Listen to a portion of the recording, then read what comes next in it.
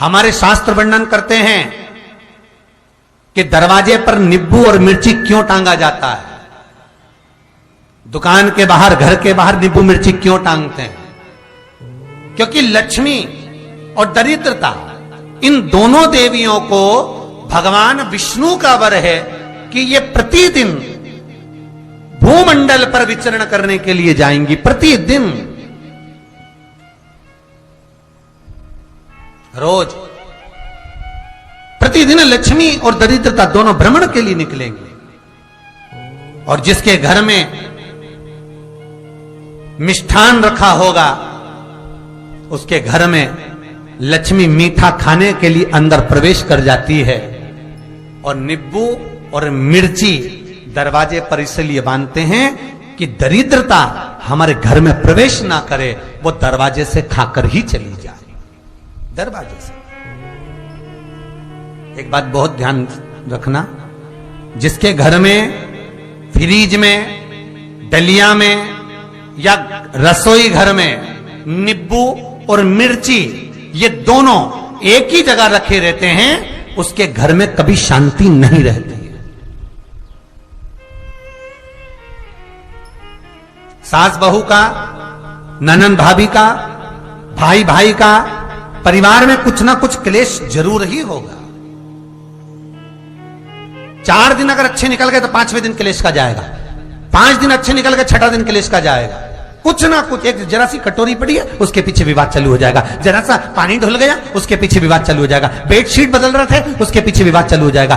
पति कक्ष में आया, विवाद चालू हो जाएगा। तुमने एक शब्द कहा, कोई लड़ाई की बात नहीं करी, फिर भी विवाद चालू हो जाएगा। समझ लेना कि घर के रसोई घर में या फ्रिज में नींबू और मिर्ची साथ रखा हुआ है तो वो क्लेश तो देगा ही।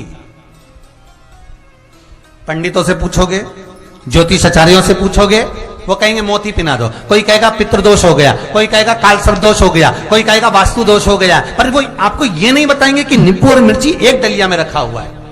ये हमारा वेद, हमारा शास्त्र बताएगा कि नींबू और मिर्ची ये दरिद्रता देवी को प्रिय है। और जहां नींबू और मिर्ची साथ रखा, वहां दरिद्रता प्रवेश कर जाती है। और दरिद्रता गई तो वो क्लेश उत्पन्न करती है, जिससे इसके घर में सुख ना रहे। सुख नहीं रहेगा तो लक्ष्मी नहीं रहेगी। दरिद्रता उसके घर में आराम से रह सकती है।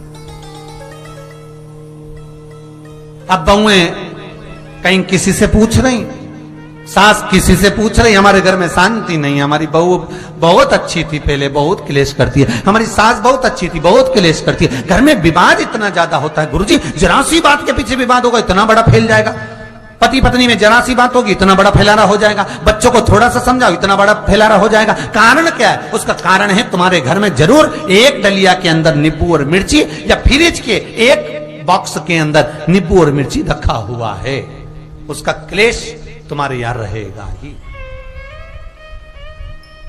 सदा रहेगा। इसलिए महाराज, नींबू मिर्ची दरवाजे पर टांगा जाता है, बाहर संग नहीं, बाहर जाए। एक बात बहुत सुंदर है, जैसे दूध और दही दोनों एक ही झोले में, एक ही बैग में, एक कैरी बैग के अंदर दूध और दही अलग अलग पॉलिथीन में बंधे हुए हैं, अलग अलग डोलची में, अलग अलग डब्बे में रखे हुए हैं। एक व्यक्ति एक ही बैग के अंदर दूध और दही, ये दोनों चीज अगर लेकर घर के अंदर आता है तो उसके घर में संपदा की तो कमी आती ही है। उसके घर में संपदा टिकती नहीं है। घर में अगर लाख रुपए रखे हैं तो 3 दिन या 4 दिन के अंदर वो पैसा वापस जाना है। दही और दूध अगर एक ही साथ आया है, एक ही व्यक्ति एक ही झोले में, एक ही बैग में, एक ही कैरी बैग में अगर लेकर आया, उसी तरह नींबू और मिर्ची का भी क्रम है महाराज। कई कई सब्जी वाले उसको एक साथ बांध देते, नहीं नहीं, नींबू भले अलग बैग में डाल लो, पन्नी में अलग बांधकर या झोले में अलग बांधकर मिर्ची रख लो, वो चल जाएगा, पर एक साथ अलग होगा। मेरे को मालूम है दरिद्रता कि तेरे को खट्टा और तीखा पसंद है। इसीलिए महाराज हमारे हिंदू धर्म में बेटी की विदाई में 4 चीजें नहीं दी जाती। बेटी की विदाई में 4 चीजें नहीं देते। पहली झाड़ू, दूसरी सुई, तीसरी चलनी और चौथा अचार की बरनी। ये बेटी के कन्यादान में, बेटी की विदाई में नहीं देते। बड़ी दे दो, पापड़ दे दो, ये चल जाएगा, पर बेटी की विदाई में, बेटी के कन्यादान में ना तो झाड़ू जाएगी, ना सुई जाती है, ना चलनी जाती है, ना अचार की बरनी जाती है। और मेरा निवेदन है, अगर बेटी को तुम्हारे घर का, तुम्हारे हाथ का अचार कितना भी पसंद हो और बेटी के मम्मी बना के दे दे, नहीं, मत देना, क्योंकि बेटी तन, मन और धन, ये 3 चीजों से दुखी रहेगी। अगर मां ने अचार दे दिया तो बेटी के घर में या तो तन से दुखी रहेगी, या मन से दुखी रहेगी, या धन से दुखी रहेगी। बेटी को ये 3 दुख तो रहेंगे ही। कई लोग तो अपनी बहू से कहते हैं, बेटा तू मायके जा रही, तेरी मम्मी के हाथ का अचार अच्छा लगता है, लिया ना बांध के। अब उनको कौन समझा? तुमने तो कह दिया बांध के लिया ना, पर उसको समझो तो सही, क्यों नहीं लाना है?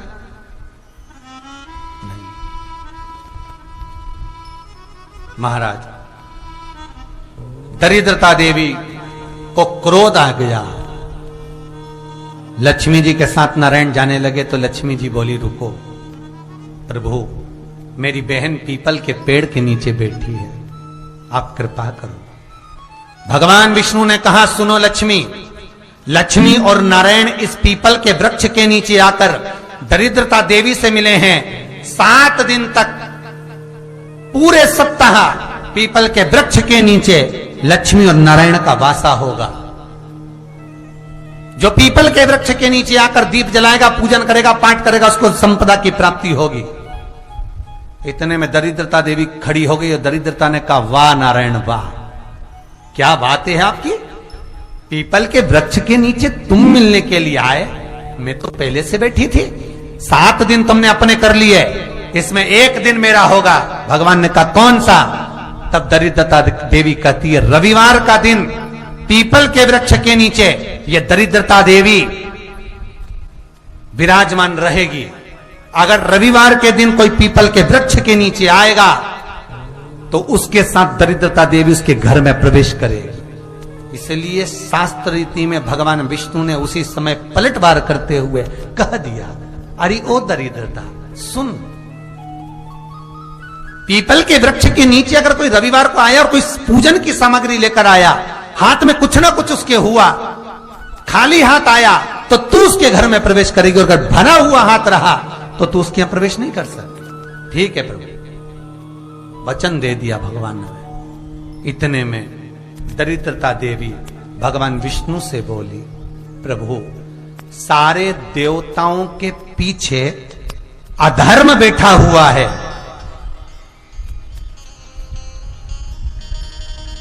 सारे देवताओं के पीछे अधर्म बैठा हुआ है, दुख और दरिद्रता कहां जाकर बैठे हैं, आप स्थान बता दीजिए।